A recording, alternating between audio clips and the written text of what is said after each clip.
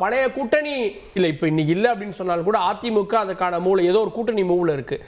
இன்னைக்கு நீங்க இன்டாக்டா இருக்கீங்க அப்படின்னு ஒரு புறம் பார்த்தாலும் கூட ஒரு பெரிய கூட்டணியை இபிஎஸ் அமைக்க திட்டமிடுறாரு, அல்லது அது அமையாதுன்னு உங்களால சொல்ல முடியுமா? அது உங்களுக்கு போட்டியா இல்லாம போயிருமா?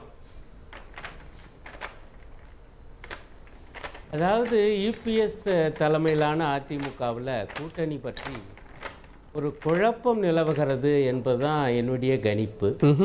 அவர் முதல்ல சொன்னார், மக்களவை தேர்தலின் போதே வருகிற சட்டமன்ற தேர்தலுக்கும் பாஜகவோடு கூட்டணி இல்லை என்று அப்போவே சொன்னார். ஆனால் சமீபத்தில் ஒரு பேட்டியில்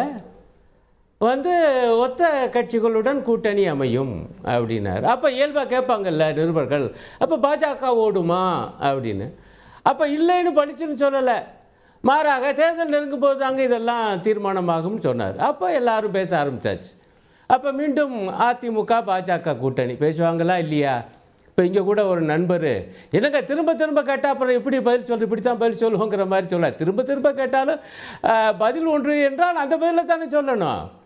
அப்புறம் பார்த்தா இங்கே குழப்பமான உடனே ஜெயக்குமார் அவங்கள விட்டு ஒரு விளக்கம், இல்லை பாஜகவோட உறவு இல்லைன்னு. அப்போ பார்க்குறேன் இப்போ எடப்பாடியாரே பேட்டியில் இப்படி ஒரு கேள்வி கேட்டாங்க, நான் இப்படி சொன்னேன், நான் தான் ஏற்கனவே சொல்லிவிட்டேன் எங்கள் நிலைப்பாடு இதுதான் என்று இப்போ சொல்லியிருக்காரு. என்ன ஆகும்னு எனக்கு ஒரு இன்னும் சந்தேகம் இருக்குது. காரணம், பாஜகவோட கூட்டு இல்லை என சொன்னதிலிருந்து நீங்கள் கவனிச்சிங்கன்னா நான் சொல்லிக்கொண்டே வருகிறேன், எடப்பாடியாரும் சரி அதிமுக தலைவர்களும் சரி மோடி அரசை பெயர் சொல்லி கண்டித்தது கிடையாது, பேசியது கிடையாது. பாஜக பற்றி ஒரு சில விமர்சன அறிக்கைகள் வந்திருக்கு, நான் ஏற்றுக்கொள்கிறேன். அதுவும் கூட பார்த்தீங்கன்னா ரொம்ப வன்மையான கண்டனம் அப்படிலாம் இருக்காது.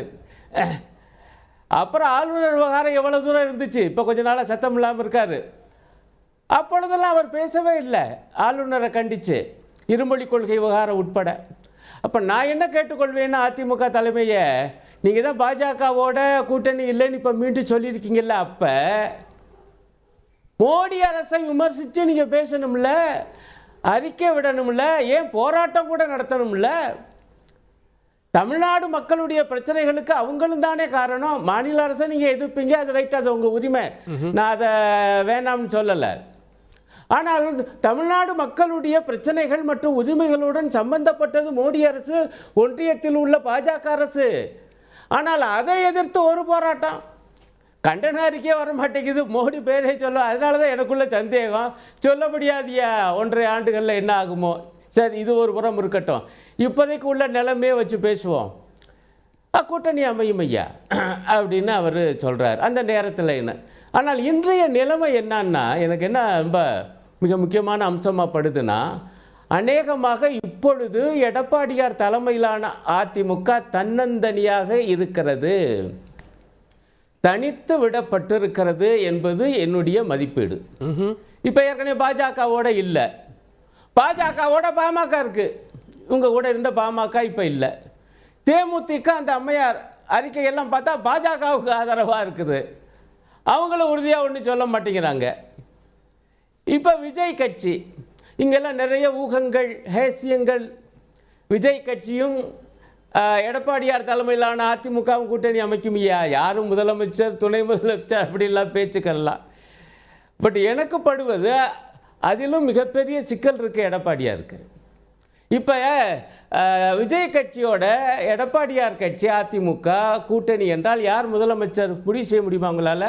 இல்ல, அதுக்கு தான் ஒரு டேர்ம் சொல்றாங்களே, எடப்பாடியார் முதலமைச்சராக கட்சிகள் அப்படின்னு.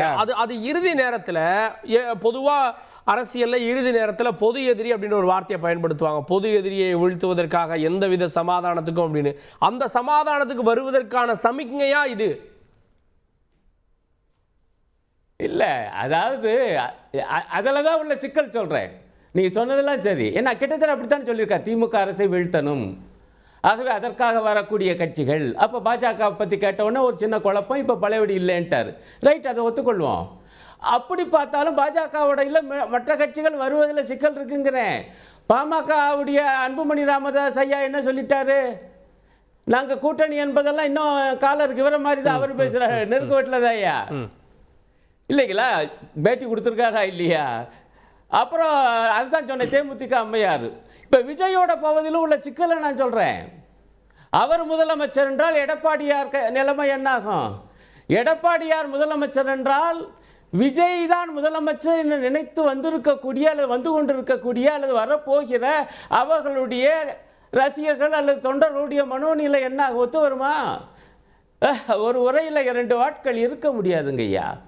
அப்ப அங்கேயும் போக முடியாது.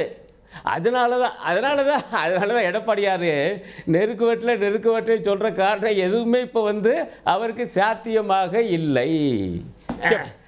இந்த அரசியல் யதார்த்தத்தை நாம புரிந்து கொள்ள வேண்டியிருக்குங்கிறேன். நான் உள்ள ஒரு நிலைமையை சொல்றேன். ஓகே ஓகே ஓகே கேட்போம். நான் திரு வீர விக்னேஸ்வரன் முதல் பார்வையில் வாங்கணும்னு. திரு வீர விக்னேஸ்வரன், ஒத்த கருத்துடைய கட்சிகளுக்கு அழைப்பு, அதில் பாஜக இல்லை, அப்போ திமுக இல்லை, பாஜக இல்லை அப்படின்னா அது யாருக்கான அழைப்பு? ஏற்கனவே கூட்டணி ஆட்சிக்கான அழைப்பை விஜய் விடுத்திருக்கிறார். அப்படி பார்க்குறப்போ தாவேகாவுக்கு தான் இந்த அழைப்பு அப்படின்ற பார்வைகள் முன்வைக்கப்படுது. எங்க தளபதி அவர்கள் மாநாட்டிலே கிளியரா சொல்லியிருக்காங்க, எங்களுக்கு கான்ஃபிடென்ட்டும் இருக்கு, எங்களுக்கு கெப்பாசிட்டியும் இருக்கு. எதுக்கு இருக்குன்னா, தனியா 234 தொகுதிகளையும் கண்டெஸ்ட் பண்ணி மெஜாரிட்டி பெறுவதற்கான கான்ஃபிடென்ட்டும் இருக்கு, கெப்பாசிட்டியும் இருக்கு. இருந்தாலும் எங்களை நம்பி, அதாவது தளபதி அவர்களை நம்பி எங்கள் தலைமையை ஏற்று வருபவர்களுக்கு ஆட்சி அதிகாரத்தை கைப்பற்றும் பட்சத்தில் ஆட்சியில் அதிகாரம் பங்கு தருவோம்னு சொல்லி கிளியரா சொல்லியிருக்கோம். நான் இதே அரங்கத்தில் பல முறை சொல்லியிருக்கோம். இங்க அண்ணன் ஐயா பிரியன் அவர்கள் பேசுறப்போ ஒரு விஷயத்த சொன்னாங்க, ஐயா அருணன் அவர்கள் பேசுறப்போ ஒரு விஷயத்த சொன்னாங்க. ஃபர்ஸ்ட் ஐயா பிரியன் அவர்களை கோட் பண்ணி சொல்றப்போ 60 சீட்டு துணை முதல்வர் அப்படின்லாம் சில ஒரு சோசியல் மீடியாஸ்ல ஒரு பேச்சு இருக்கு. அதை நான் இந்த இடத்துல அவுட்ரைட்டா ரிஜெக்ட் பண்றேன். எங்க தளபதி அவர்கள் மாநாட்டில் பேசுனதுதான் எங்க ஸ்டாண்டு. தளபதி அவர்கள் அருணன் சொன்னது உண்மையாயிருதுல, யார் முதலமைச்சர் அப்படின்றதுல குழப்பம், முதலமைச்சர் வேட்பாளர் அப்படின்றதுல இல்ல அப்ப இவங்க ஒண்ணு சேர முடியாது. குழப்பம்லாம் கிடையாது, கிளியரா சொல்றோம். ஆனா கிளியரா சொல்றோம், தலைவர் தளபதி அவர்கள் தலைமையில நாங்க தேர்தலை சந்திக்கிறோம். தலைவர் தளபதியை ஏற்றுக்கொண்டு வரவர்களை கூட்டணியில சேர்த்துக்குவோம், அவங்களுக்கு ஆட்சி அதிகாரத்தில் பங்கு கொடுப்போம்னு சொல்லி எங்க தளபதி விஷனரியா சொல்றாரு. எங்க எந்த குழப்பமும் கிடையாது. அதே நேரத்தில் எங்க தளபதி அவர்கள் கோடிக்கணக்கான தமிழ் குடும்பங்கள்ல, தமிழ்நாட்டின் குடும்பங்கள்ல அண்ணனா தம்பியா சகோதரனா மகனா குடும்பத்தில் ஒருத்தரா இருக்கார். எங்க தளபதி அவர்களுக்கு கோடிக்கணக்கான தமிழ் மக்களின் ஆதரவும் அன்பும் இருக்கு. அதனால எங்களால தனியா மெஜாரிட்டியை பிடிக்க, தமிழக சட்டசபையில 234 தொகுதியில கண்டெஸ்ட் பண்ணி மெஜாரிட்டி வர முடியுங்கிற கான்பிடென்ட்டும் இருக்கு, கெப்பாசிட்டியும் இருக்கு. அப்போ சபார்டினேட்ங்கிற பேச்சுக்கே இடம் கிடையாது. அது யூகம் இல்ல. கட்சி தொடங்குற எல்லாருமே முதலமைச்சர் கனவோடு வர்றவங்க தான். ஏதோ ஒரு இடத்துல அரசியல்ல நீடிப்பது அல்லது அந்த நேரத்தினுடைய அரசியல் லாபங்கள் இதெல்லாம் அவங்கள ஒரு வகையில சுருக்கிறது இல்லையா? அந்த இயல்பு விஜய்க்கு தெரியாம இருக்குமா? எடுத்தோடனே ஆட்சியை பிடிச்சிட முடியும் அப்படின்னு நம்பிக்கையா? அண்ணன் அவர்கள் தளபதி அவர்களே சொல்லிட்டாங்க, நான் இன்னொரு எக்ஸ்ட்ரா லக்கேஜாவோ இல்ல மாற்றுன்னு சொல்லிட்டே வரல, நாங்க primary force, not yet another மாற்று சக்தி. அது நிறைய இருக்கு தமிழ்நாட்டில். நாங்க தமிழகத்தின் பிரைமரி ஃபோர்ஸ். தளபதி அவர்கள் தலைமையில 2026 ஆட்சி அமைப்போம். எங்க தளபதி அவர்களை தலைமை ஏற்றுக்கொண்டு வருபவர்களுக்கு ஆட்சி அதிகாரத்தில் பங்கு. அது தளபதியின் விஷன். நாங்க எந்த விஷயத்திலையும் கிளியர் கட்டா கிறிஸ்டல் கிளியரா சொல்லியிருக்கோம். இன்னொரு விஷயத்தை சொல்லிக்கிறேன். சில அரசியல் விமர்சகங்கிற பேர்ல சிலர் உள்நோக்கத்தோட சில கருத்துக்களை பதிவிடுறாங்க. நாங்க பலம் நிரூபிக்கல. எம்ஜிஆர் அவர்கள், புரட்சி தலைவர் எம்ஜிஆர் அவர்கள் 77 எலெக்ஷனை கண்டெஸ்ட் பண்றப்ப அவர் 30% ஓட்டு எடுத்தாரு. அப்போ லெப்ட் பார்ட்டிஸ் இருந்தாங்க, ஃபார்வர்ட் பிளாக் இருந்தாங்க. ஃபர்ஸ்ட் எலெக்ஷன்ல ஜெயிச்சாரு. என்டிஆர் 83ல நிக்கிறப்போ காங்கிரஸ்க்கு எதிரான எல்லா பொலிட்டிக்கல் போர்ஸும் என்டிஆர் பின்னாடி நின்னாங்க. அதுக்கு முன்னாடி திண்டுக்கல் இடைத்தேர்தலை ஜெயிச்சார்ல அவர்கள்.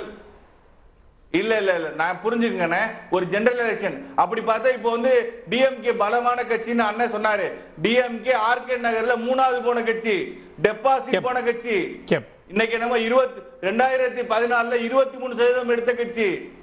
இதே மாதிரி இப்ப அதிமுக எப்ப நிலைமையில இருக்கோ அதே மாதிரி 7 தொகுதியில 3வது போன கட்சி. 2014 எம்பி எலெக்ஷன் ரிசல்ட் எடுத்து பாருங்க. கேப்போம்.